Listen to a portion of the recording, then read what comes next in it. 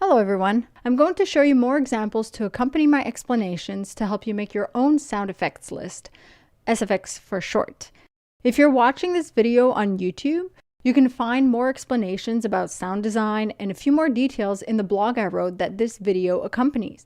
You can find the link to the blog in the description below. So let's get to it. How can you look like a pro? Here you see a first example of an SFX list. Spreadsheets have the kind of layout that work well for this. You can see how all the SFX are numbered 001, 002, etc. You're going to have hundreds of these, hence the double zeros. Then you've got the SFX, in time and out time or impact point. Some sound effects like room tone, footsteps, a vacuum cleaner are spread out onto a long duration. So you'll enter the in and out time codes for each. Why include footsteps in this category? Because someone will walk from this time code to that time code. The sound person doing your audio mixing and in charge of the audio post-production will be able to match the footsteps and calculate how many are needed. Then of course you have SFX that occur once on impact, like a punch for example. So you'll write the impact point of that punch. If you have several punches, they are all individual sound effects. Time code.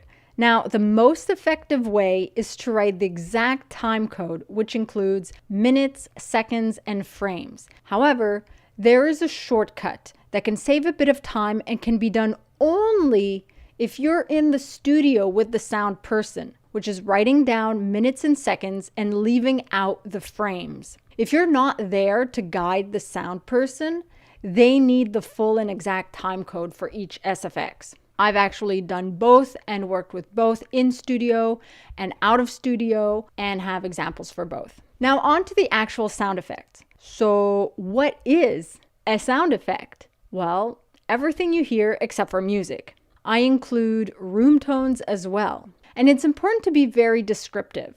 So what type of room tone? An office? But is it a busy office? Are there phones going off? Is it a quiet day at the office? Is there chatter going on in the background, etc.? What kind of footsteps? Are they on carpet, on stairs, marble, wooden floor? Fast-paced, slow, syncopated, heavy and tired, or light and energetic? Those are all important details and you must include that in your list. The more descriptive it is, the better for the sound person. They will then use their sound design skills and find the SFX that match what you want as a given effect. Also, the more work you do, the less work they do, and therefore the less you pay. This actually saves you money. If you're willing to put in the time and you have the patience and the focus for it, it actually saves you a lot of money.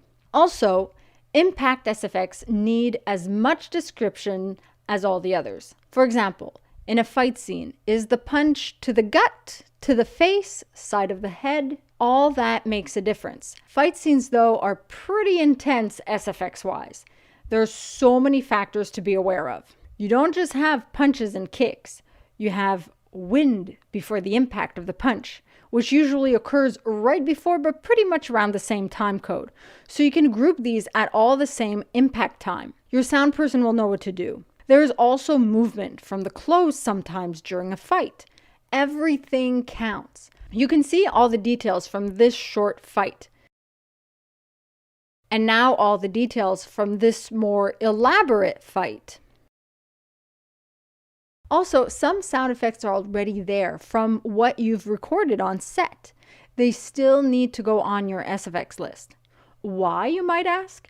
Well, they might need to be either enhanced to be heard a bit more, either by adjusting the gain or by adding another sound effect on top of it to reinforce it. I usually put in brackets something like "make sure we hear it," so that it's clear that it's already there. Sometimes with sound cleaning, you lose some sounds, all depending. So then if you lost that sound, since it's on your list, you can hear if it's lost or not, and then add to it or add a new sound effect. Change it if cleaning it made it sound strange or enhance it. All these details are important to keep in mind. It can seem a little overwhelming at first, but as you go along, you get the hang of it.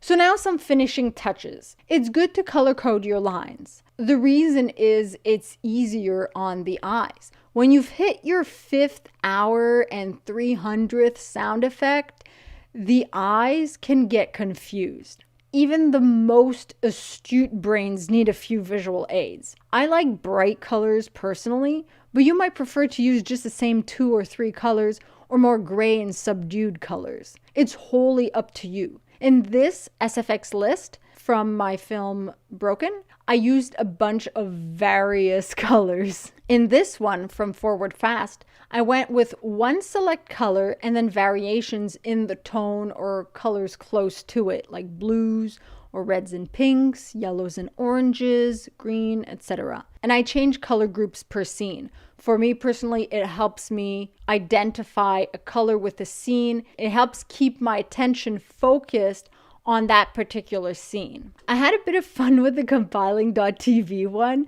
We used pool noodles as props in the web series, so I went by the color of the pool noodle in the episode to determine the primary color for that episode's sound effect. Bottom line is, whatever you associate with when choosing your colors, it doesn't matter. It's yours. Make it so it looks good to you and so that you can focus looking at it. That takes care of keeping it all organized, thus optimizing effectiveness in the long run. And that's pretty much it, folks. If you have any questions regarding sound effects lists, you can message me. Feel free to subscribe and like. I usually have gaming videos on here.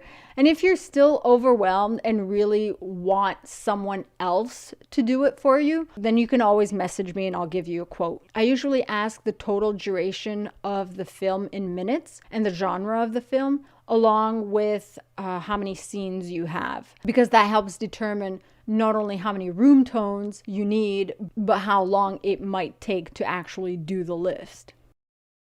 All right, so I hope this helps you guys. And remember, practice makes perfect. Thanks for tuning in. Be sure to check out some of my other stuff. And remember to buy video games at a discounted price and support me at no additional cost to you. Just follow my G2A affiliate link. To learn more how that can help you as well, you can watch my full explanation video on that. Thanks for tuning in.